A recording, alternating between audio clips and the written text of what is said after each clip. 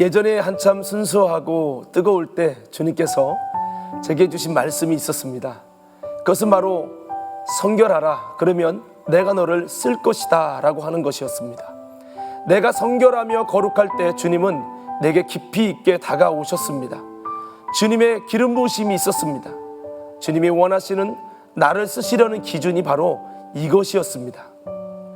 그런데 삼손에게 머리에 삭도를 대지 않는 것이 중요하고 아담과 하와에게 선악과를 먹지 않는 것이 중요하듯이 나도 이 주님의 말씀을 깊이 새겨서 꼭 중요하게 지켰어야 하는데 나도 아담처럼 삼손처럼 이것을 귀하게 여기지 못하고 나를 죄악의 더러움에 내어주게 되었습니다.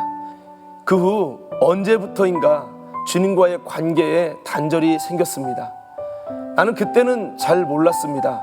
삼손이 능력을 잃었어도 삼손은 깨닫지 못하였다고 하는 말씀과 같이 말입니다. 어느 순간부터인가 처음처럼 5분만 기도해도 주님과의 깊은 임재의 기도를 하는 그 놀라운 하나님과의 사귐이 사라지는데도 나는 기도하니까 문제가 없는 줄로 알았습니다. 그냥 기도가 안 될 때도 있겠지. 오늘은 피곤하니까, 오늘은 바쁘니까, 오늘은 염려하는 것이 있어서 그렇겠지 하며 죽어가면서도 죽어가는 줄을 몰랐습니다. 그런데 목회자 세미나에 가서 기도하면서 주님께서 회개시키시는 부분이 바로 이것이었습니다. 주님께서 예전에 제게 주신 말씀을 기억나게 하시는 것이었습니다. 내가 내 거룩을 무너뜨렸으니 내가 너에게 온전히 함께할 수 없다고 하는 것이었습니다.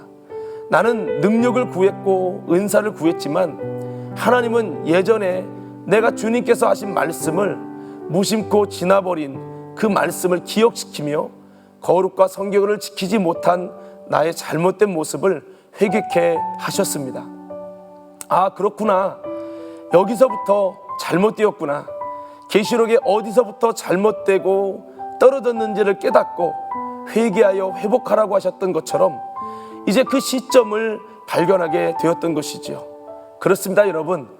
거룩과 성결은 하나님이 우리를 쓰실 너무나도 중요한 요소입니다.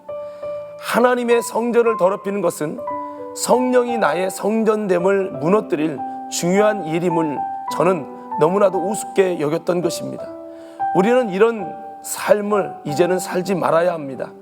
내가 주님의 거룩함을 무너뜨리면 주님의 거룩한 역사와 성전됨의 역사가 사라진다고 하는 겁니다. 주님의 성전을 무너뜨린다는 것은 곧 주님이 사시는 역사가 없을 것이라는 것입니다.